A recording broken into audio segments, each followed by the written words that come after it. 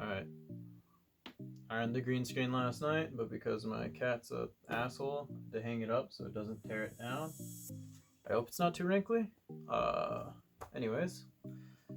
Alright, so going through the Instructable, I found a couple things. I wrote them down on this lovely piece of paper.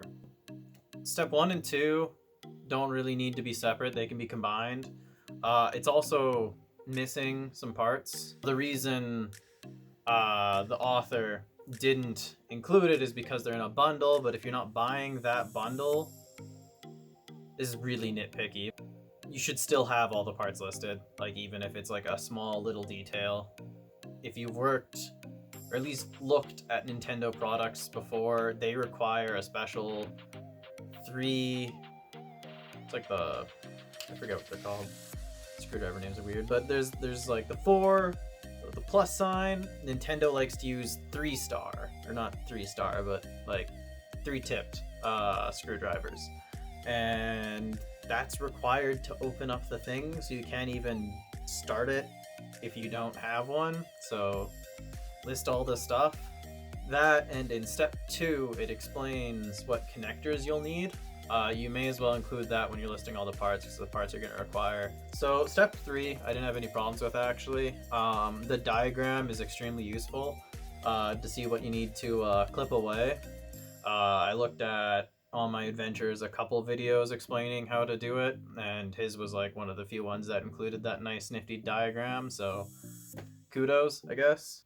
Step 4 is just a massive jump. Like, you need to watch the video, and I'll go into this later. The video is required because it is just an image of a fuck ton of stuff done that doesn't explain how he got to that point. It's sort of like, oh, you just do this, which bothered me a lot.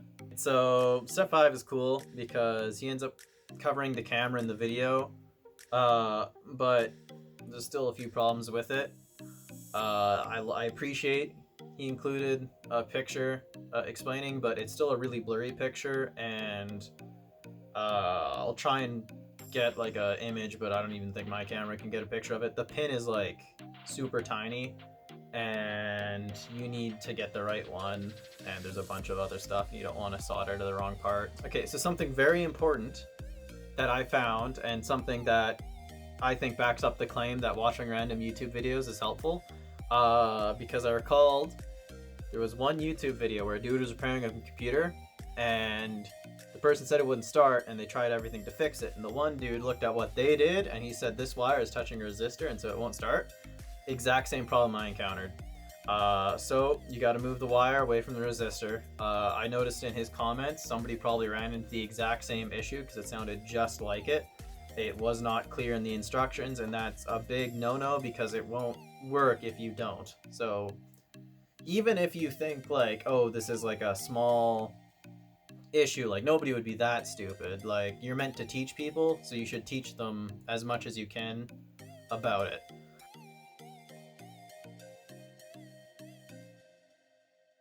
So I've been learning to solder since last time I soldered was in like high school, when one teacher used me and my friends as free labor, and even then we didn't really get any great instructions. So I've been practicing. I've been watching YouTube videos hoping to improve. I decided to practice on my old Pokemon games because I'm a fucking idiot. But changing the batteries on them was pretty easy and was a good sort of introduction to soldering.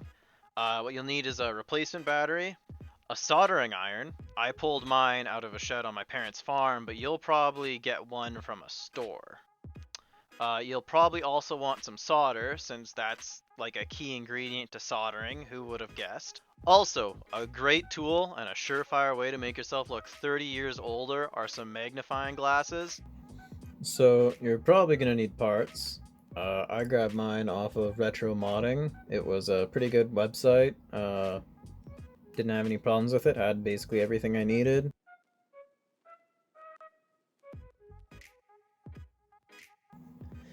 What you need to take apart the Game Boy Advance SP is, of course, the Game Boy Advance SP, the tri-tip screwdriver, the 4-tip screwdriver, and that stuff I didn't end up needing.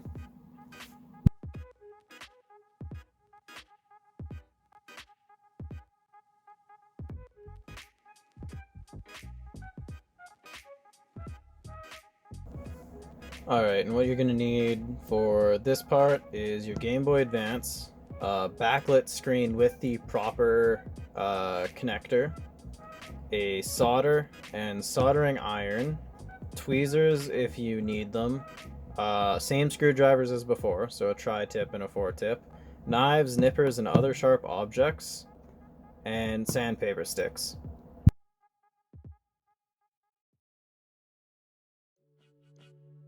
There was little visibility and unclear instructions. There were a lot of it was either skipped if you just followed the Instructable or just not included. Like the resistor,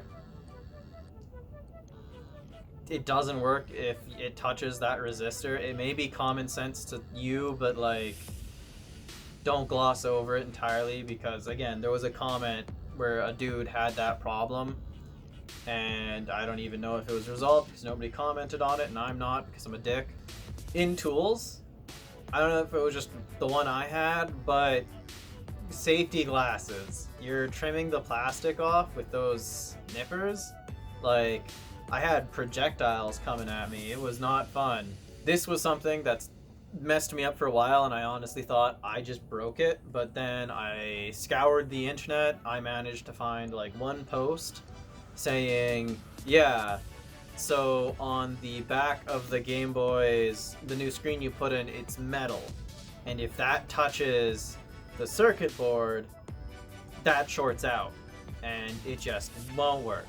And I didn't know that. I spent literally probably like 2 hours messing with the thing, trying to figure out why it wasn't working, until I came across that post and went, oh, it was that simple. And then to double check that was my issue, I took it apart, moved the metal screen away from the circuit board, and just like that, it turned on and it ran. So electrical tape is something you should include in those instructions. So safety glasses, electrical tape, both very good and should be included. And lastly, not really a problem I had with it, but just something I encountered while trying to solve other issues. One dude found that it's not really a screw, but it's like a dial that you can take your 4-tip screwdriver, whatever it's called, and turn right or left.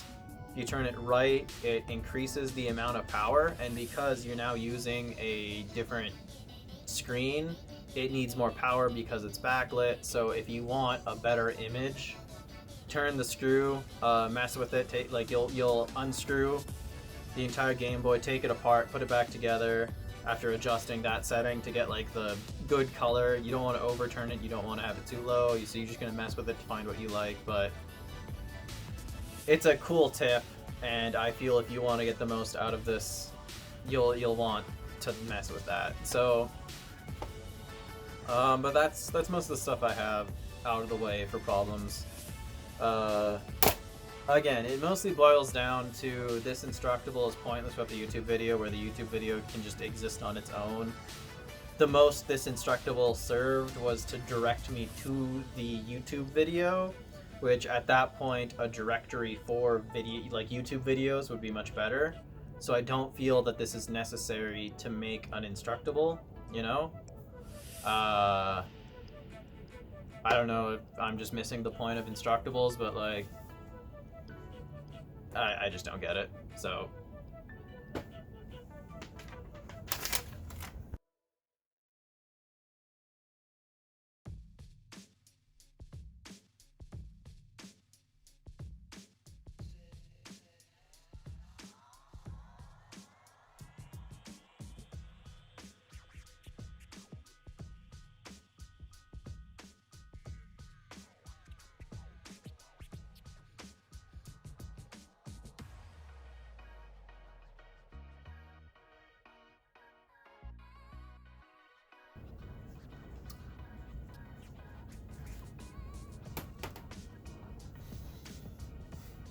alright, so I'm reading again. Alright, so what I learned about maker culture is, well, there's an entire community dedicated to modding these old retro game consoles, like new LED screens, custom buttons, new like other parts. Some people even install LEDs. People make rechargeable batteries for consoles that didn't have rechargeable batteries. Like it's all about just making the old modern, which I think is really neat, especially in the Instructable. The author didn't take a LCD screen, like a backlit LCD screen, out of another console. He bought it online, and it's not. He didn't buy like a backlit Game Boy Advance SP screen. No, somebody made a better version of it and then started producing it. It's got better graphics, better brightness. It's just better than the one I used. And it was made by a community of people who really liked customizing these old consoles, and they wanted it to be better, and they wanted it to be faster, and they want it to look brighter for this old junk. Like it's crazy, honestly. Honestly impressive. So something I noticed when I was looking at the Instructable and I was thinking about like it critically, um, I come to the realization you can watch the YouTube video he made without the Instructable. You can't watch the Instructable without the YouTube video, which, I mean, to me, it's just why make the Instructable. The YouTube video is just going to explain everything you need to do anyways, so I don't know. It just seems kind of pointless, I guess. I'm not sure if all Instructables are this way, but this one just seemed that way. They were just missing steps, and it's something you should probably see them do firsthand. Is just in the video, them doing it. So something I would say is either add more to the Instructable, make it more clear, or just do the video. The video is already good. Some things should be changed, but in the end, it's not bad. I followed along, and despite like a few things, it got me where I needed to go. So yeah.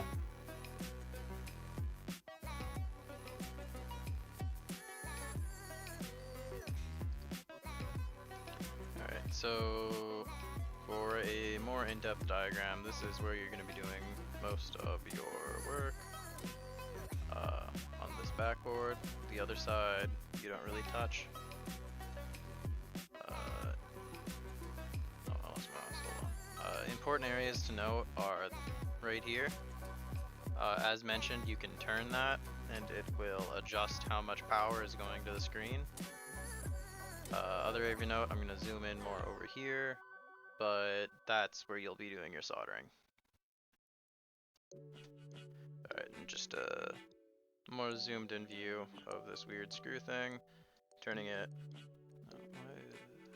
this way, I believe, gives it more power. Turning it this way will decrease. So you'll just adjust this, and it'll get you better quality, like screen brightness wise.